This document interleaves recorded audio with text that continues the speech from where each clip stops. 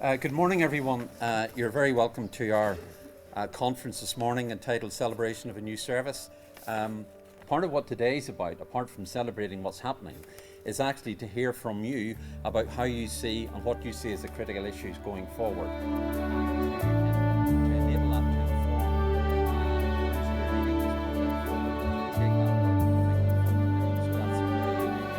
If we look at the patterns of sexually transmitted infections in Northern Ireland, we're seeing an increase, a third of an increase in sexually transmitted infections across the board, a doubling of cases of both complicated and uncomplicated chlamydia infections. And if we look over the last decade at HIV infections, we've seen a year-on-year increase such that the number of new diagnoses of HIV over the last decade has quadrupled.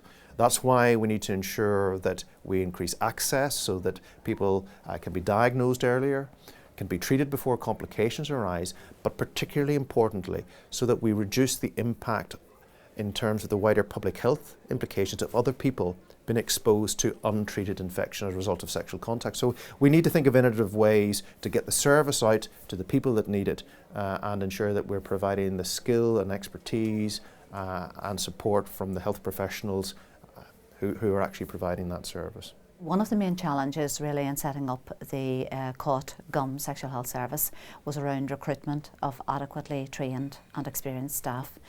This is an area where there's really quite a scarcity of both medical and nursing staff who are specifically trained and experienced. So that was really quite a challenge. We've trained almost 2,000 staff of the healthcare system in sexual health promotion. So far we've delivered on almost 4,000 clinical care visits to new patients who have sexual health problems. I think there needs to be a much wider public campaign on sexual health. There's nobody nowadays doesn't know about good sexual health, but what they don't know is where to go for help. If you're concerned, where do I go? I think one of the key tenets of our sexual health strategy in Northern Ireland was to reduce the whole stigma associated with sexual health, to ensure that there's training for health professionals so that they are comfortable about talking to individual members of the public when they have concerns about their sexual health or specific sexual health needs. We've built a new network of sexual health clinics in Letterkenny, Derry, Omagh, Monaghan, Newry, Dundalk and Drogheda. Sexually transmitted infections don't look at the border and say there was a land border there, we won't cross it. It is vitally important that we continue to cooperate on a north-south basis on what is a shared agenda to improve the health and well-being of the population. They are providing therapeutic services to people who present with symptoms.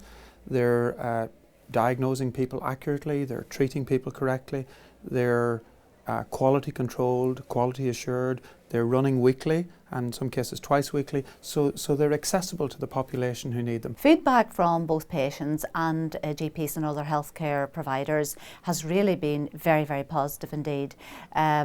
Patients are delighted to have services that they can access locally. There's no real waiting list for now any longer. They can phone up and get an appointment within a week, maximum 2 weeks.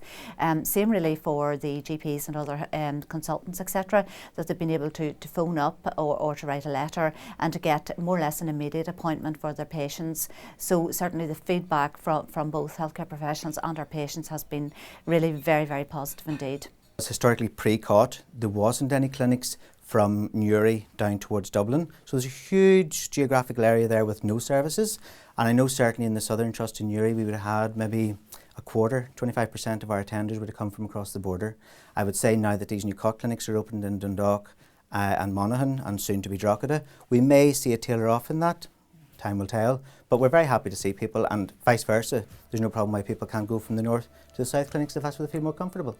So it's important that we build and cooperate, as we have been doing through cooperation and working together since 1992, to both improve the health of the population, to reduce health inequalities, and to ensure that we develop services north and south of the border. And this particular conference today, where we're launching and celebrating the success of the additional sexual health services in Northern Ireland and the Republic of Ireland as a result of the work of CAWT and EU funding, is a prime example of how services working together on a north-south basis is to the benefits of the population in both jurisdictions.